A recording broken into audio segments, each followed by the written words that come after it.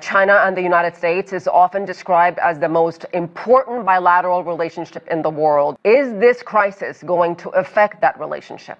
And never go to pull the trigger on a sovereign country and independent country, especially a country like Iran. Later. 很多人现在看中东局势，关注的都是导弹、空袭和谁先占了上风，但真正让国际社会担心的其实是另一件事：这场冲突如果继续升级，会不会把整个中东拖进更大的战争，甚至影响全球能源和金融安全？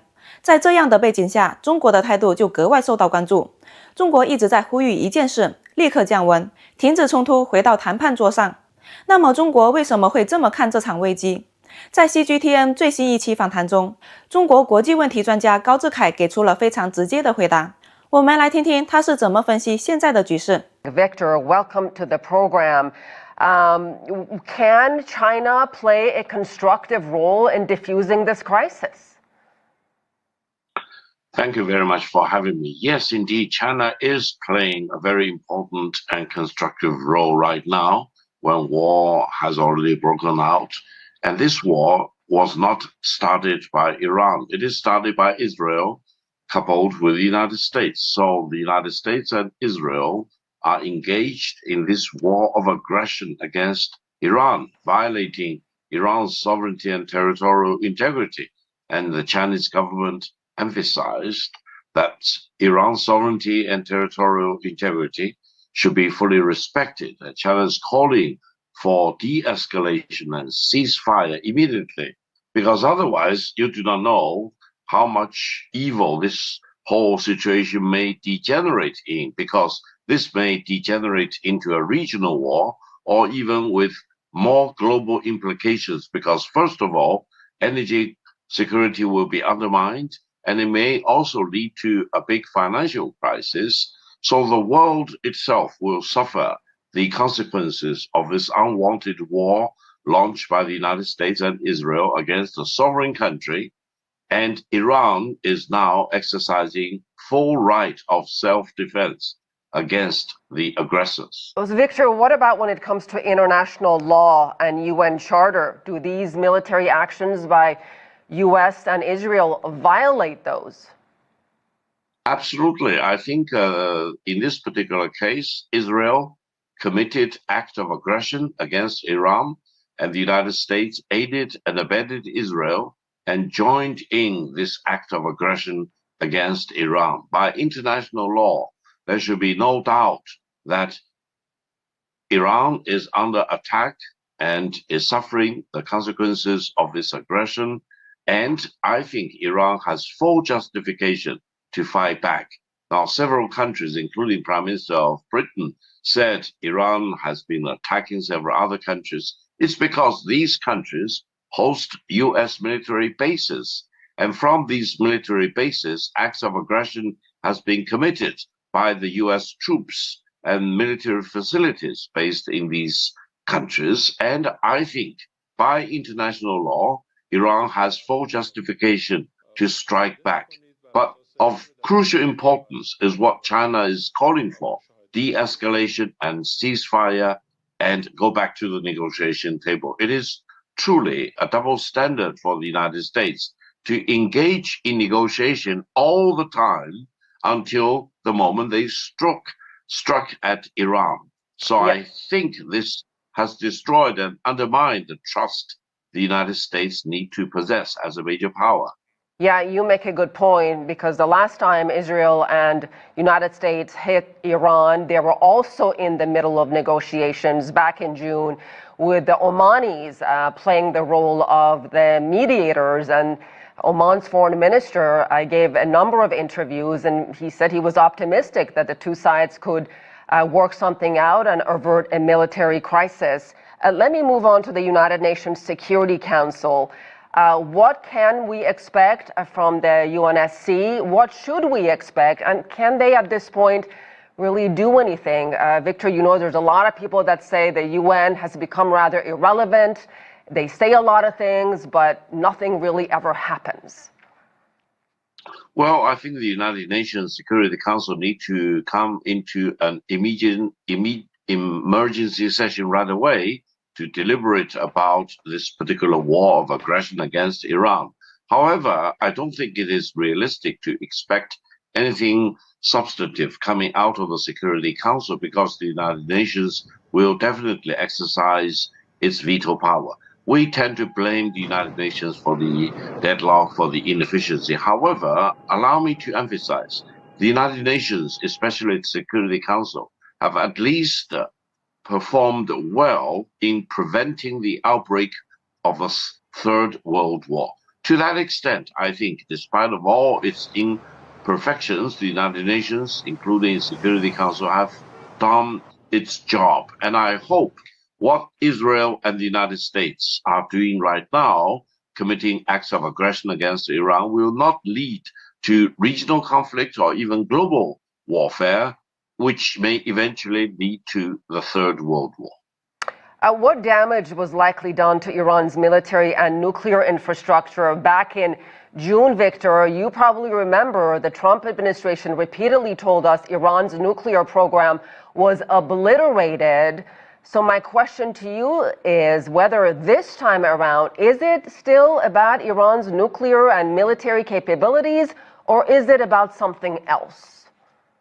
Well, first of all, as far as the Middle East is concerned, it is completely unacceptable for one country, that is Israel, to have developed the nuclear weapons and sometimes to declare their intention to use nuclear weapons, and at the same time to deny another country, which is Iran, a sovereign country with its own independence, from developing nuclear weapons. Now, Iran has repeatedly reaffirmed that it has no intention to develop nuclear weapons, but it has the right to use nuclear power for peaceful purposes. So I think this whole issue needs to be brought to a negotiation table, and there was an international agreement covering the peaceful use of nuclear power by Iran, but the United States chose to walk out of that agreement, which eventually led to the war and confrontation configuration we are faced with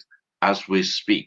So I think it is time for the United States to really do what a major power is supposed to do, to exercise its leadership and statesmanship, to engage in peaceful negotiation rather than resorting to war, especially United States should refuse to be misguided by Israel and its prime minister, and refuse to be used as an instrument by Israel and Prime Minister Netanyahu in using the U.S. military power to commit acts of aggression against Iran.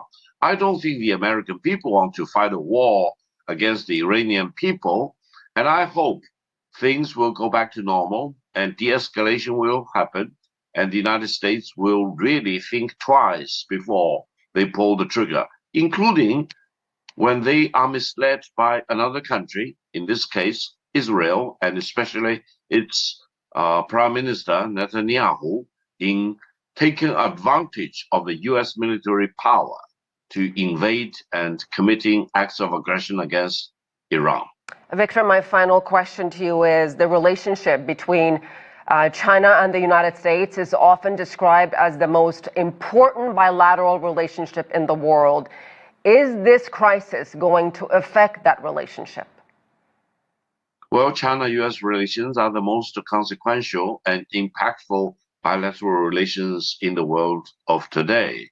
I think, and I believe, China has the ability to compartmentalize many different issues. So we condemn such acts of aggression. We condemn the violation of sovereignty and territorial integrity of Iran by Israel and the United States. On the other hand, I think there are channels between China and the United States to keep talking with each other and make sure that there are no issues between China and the United States which may flare up into uncertainty and uncontrollability, for example. And China and the United States will need to deal with each other on equal terms. And I hope China and the United States will eventually agree that war should be the last resort rather than the first resort, and negotiations should not be used as a disguise for launching a war against a sovereign country. I think from the Chinese philosophy, war should always be the last resort. And it seems that the United States under President Trump is eager to use war to solve problems, which may turn out to be unsolvable if you use war. These issues can be better resolved if you use peace and use diplomacy.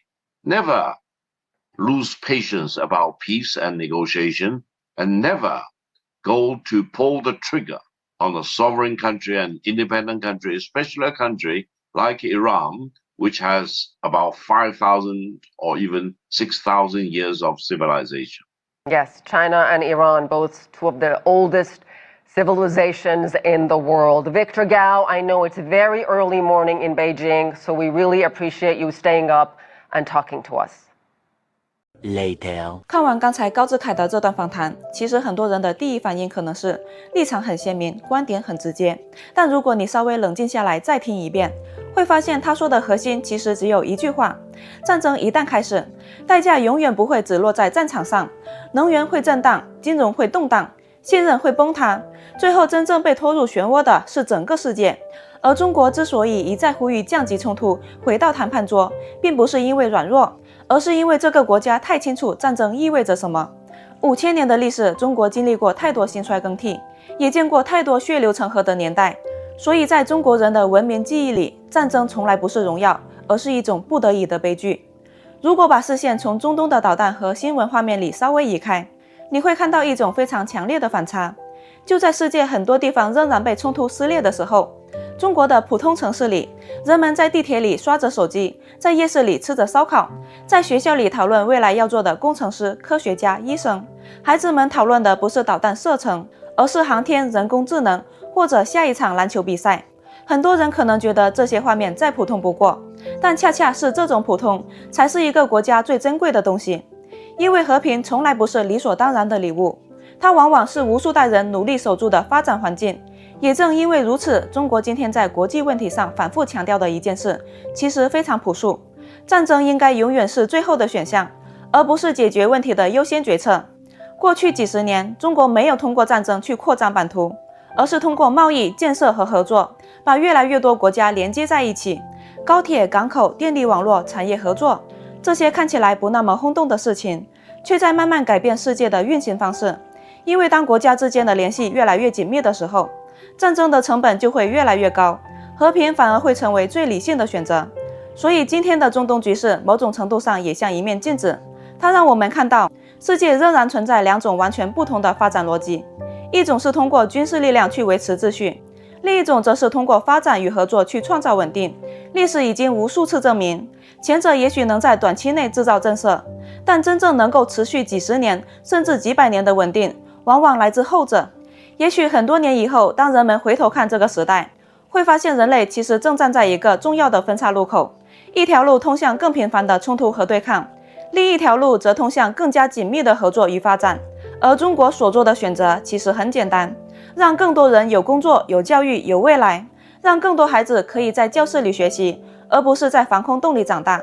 和平从来不是一句口号，它是一种需要被守护、被建设的文明能力。我们或许无法决定世界每一个角落的命运，但至少可以希望有一天那些被战火笼罩的地方，也能像中国很多城市一样，灯火通明，街道喧闹。世界应该这样，世界本该这样。